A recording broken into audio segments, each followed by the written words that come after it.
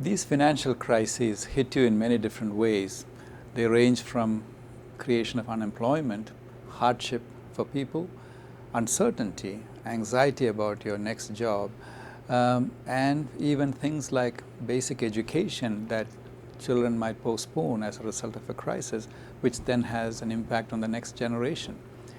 Most concretely this time around, the world, which was experiencing a healthy, robust economic growth in the first years of the decade of the 2000s, saw that slipping away. In the year 2000, if the growth rate of the global economy was about 4%, by 2009 it had turned negative to about 2%.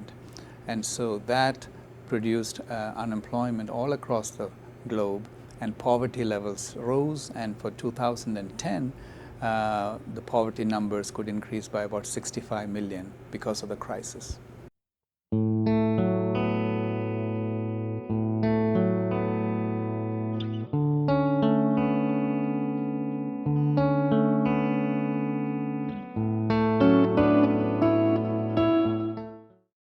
This time, the OECD, or the industrial countries, were the primary targets. The crisis originated in these countries, and so the swing in growth rates and unemployment were clearly the largest in the industrial countries. That said, the developing countries, especially the middle-income countries, have suffered a setback that is very notable. And among the regions of the developing world, Europe and Central Asia was the hardest hit, seeing a growth of some 6% in 2007, seeing a negative growth of the same magnitude in 2009.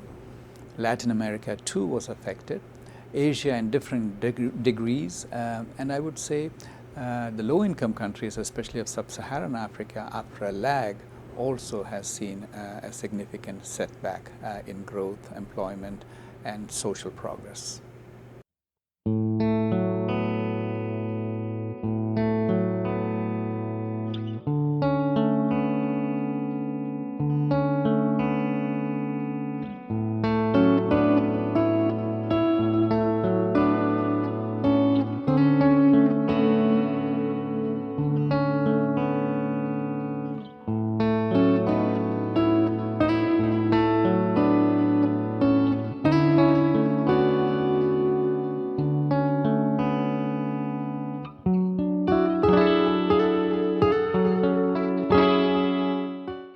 People have certainly noted that countries and the world as a whole have climbed out of the crisis, and some of the worst predictions did not come true.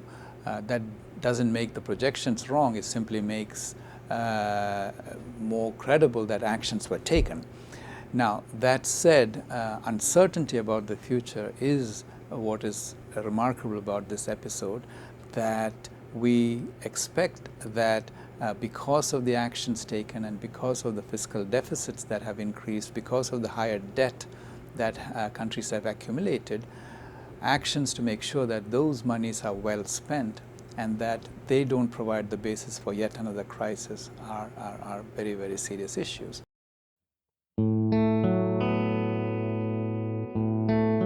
We've learned a great deal from the various crises, and in the case of the World Bank Group, although the bank group is a relatively small player in the big scheme of things when it comes to financial flows, the bank group has been a very important player in this crisis in terms of commitments of financing as well as the disbursements, actual money out the door to countries. In fact, in the last 18 months, the bank group was the single largest provider of funding, even compared to the IMF. And this is an important lesson, and it's an important change compared to previous crises. At the same time, the quality and the impact of the spending is just as important. And so during this crisis, the priority given for poverty programs and social programs has been greater than in previous crises, and that is good news. At the same time, all the spending and all its impact on development projects and programs need to be watched very, very carefully, because countries have incurred larger deficits and debt, and they would need to be repaying that, and so the productivity of the money spent would be extremely crucial. Perhaps adding a third lesson this time around, that along with the financial crisis, we are looking at a climate crisis. And so the responsibility to ensure that the new spending that countries are incurring are more climate friendly would be a takeaway.